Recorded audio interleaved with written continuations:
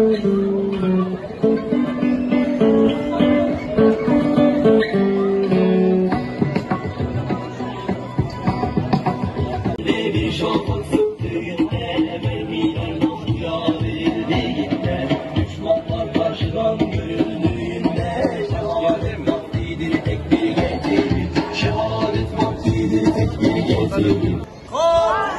İsrail hesap verecek!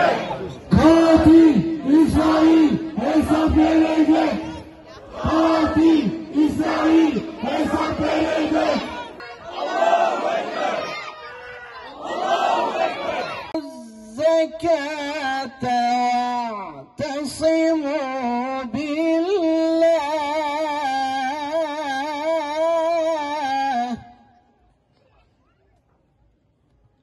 huve mevlâkum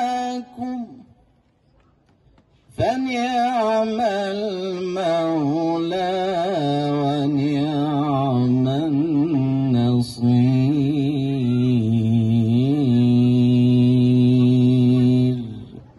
Sadakallahul azîm.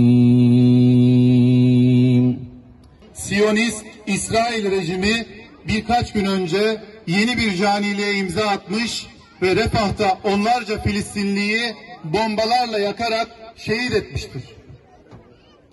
İyice kontrolden çıkan Siyonistler insanlıktan uzak bir halde terör saldırılarını sürdürürken gerçekleşen bu son saldırı sözün bittiği yer olmuştur.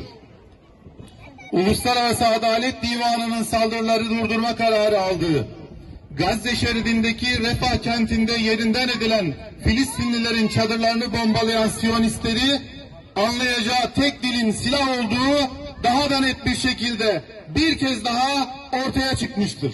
Bugün içerisinde bulunduğumuz zillet halinin en büyük müsebbibi İslam ülkelerinin aciz liderleridir.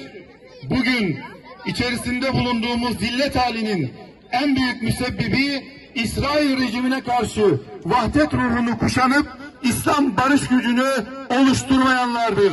Bugün içerisinde bulunduğumuz zillet halinin en büyük müsebbibi Gazze cayır cayır yanarken İsrail rejiminin üzerine kabus olamayan İslam ülkelerinin idarecileridir. Rabbim bizleri ben diyenlerden değil, biz diyenlerden eylesin inşallah. Filistin'in, Gazze'nin, Doğu Türkistan'ın, Arakan'ın, Yemen'in, Suriye'nin her zaman yanındayız. Onlar bizim kalbimizdedir. Hem sözlü olarak hem fiili olarak her zaman desteğimizi yapmamız gerekiyor. Sefer bizden, zafer bizden. Ve mekeru ve mekerallah vallahu hayrul mekirin. Onlar tuzak kurdular. Allahu Teala onların tuzaklarını inşallah başlarına ne yapacaktır? Geçirecektir. Bize düşen çalışarak, mücadele ederek sabretmektir, Allah'a güvenmektir, ümitsizliğe asla kapılmamaktır. Uykun kaçmalı kardeşim, uykumuz kaçmalıdır kardeşim. Kardeşlerimiz orada doğranırken, parçalanırken, yok edilirken biz nasıl uyuyabiliriz?